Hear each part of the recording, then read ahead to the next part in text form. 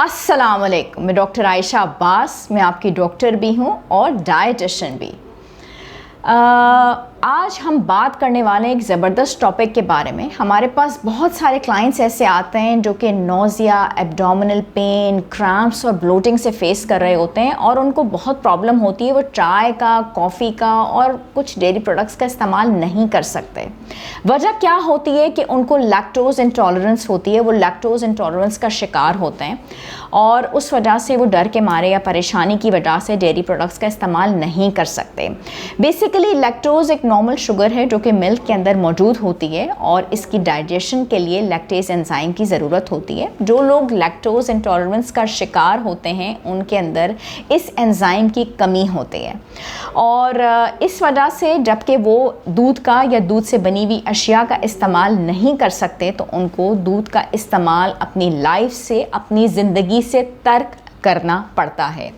जब मिल्क का इस्तेमाल ही आप छोड़ देंगे तो जो बेसिक इसके विटामिन्स हैं, जिसमें अगर मैं ज़िक्र करूं तो कैल्शियम का, विटामिन डी का इस्तेमाल आपको छोड़ना पड़ेगा और मिल्क की हमारी लाइफ में बहुत ज़्यादा ज़रूरत है। अगर डेफिशिएंसी हो जाए तो ज़ाहिर है आपको बोन पेन हो सकते हैं। आपको कैल्शियम और विटामिन डी की डेफिशिएंसी की वजह से ऑस्टियोपोरोसिस, ऑस्टियोमलेशिया, डिप्रेशन है, क्रॉनिक फटीग सिंड्रोम भी इसके अंदर आता है। बल्कि अगर मैं इसको थोड़ा सा ऐड करूँ तो फटीग, डिप्रेशन, ये सारी चीज़ें इसकी वजह से आती हैं। दूध की ज़िंदगी में बहुत ज़्यादा ज़रूरत है। क्या सलूशन हम हासिल करते? सलूशन तो लेके आ गया डे फ्रेश हमारे पास।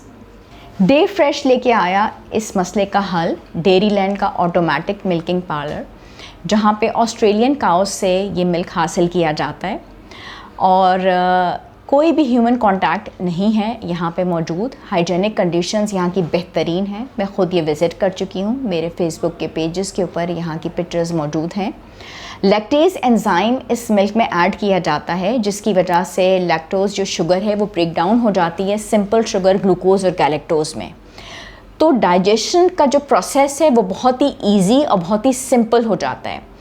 बिल्कुल फ्रेश ये रह सकता है, ठीक है। और वो लोग जो कि नोज़िया की और ब्लोटिंग की कंप्लेन और एब्डोमिनल क्रैम्प्स की कंप्लेन के साथ आते थे, उनकी ये प्रॉब्लम सॉल्व हो जाती है। लैक्टोज़ इंटॉलरेंस की प्रॉब्लम जो होती है वो बिल्कुल सॉल्व हो जाती है। ये दूध आसानी से अवेलेबल है, दस्तयाब है और इस वजह से लोगों की बहुत बड़ी प्रॉब्लम जो है वो सॉल्व हो गई है। दूध हमारी ज़िंदगियों में बहुत ज़्यादा अहमियत हासिल करता है और अगर हम दूध को अपनी लाइफ से निकाल देंगे तो कैल्शियम और विटामिन डी की डेफिशिएंसी की प्रॉब्लम्स जो हैं वो बहुत ज़्यादा बढ़ जाएंगी।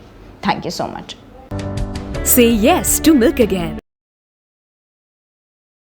Day Fresh. Live real.